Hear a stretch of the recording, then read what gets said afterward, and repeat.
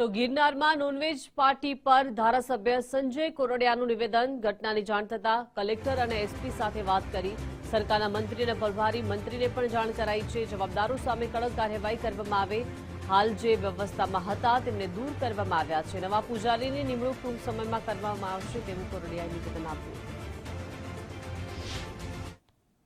બનાવની જાણ થતા કલેક્ટર શ્રી એસપી શ્રી સાથે વાત કરી અને આ મંદિરના જે બનાવ છે એની યોગ્ય તાત્કાલિક તપાસ થાય અને જે પણ લોકો દોષિત છે એની ઉપર કાર્યવાહી થાય એમના માટે એમની સાથે સંપર્ક કરીને વાત કરી છે.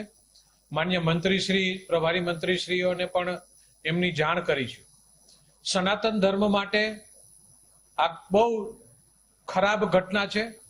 ગુજરાતની ભારતીય જનતા પાર્ટીની સરકાર એ સનાતન ધર્મની સરકાર છે, સંતોના આદરની સરકાર છે અને જ્યારે આવા બનાવો બનતા હોય છે ત્યારે બહુ દુઃખદ બાબત છે.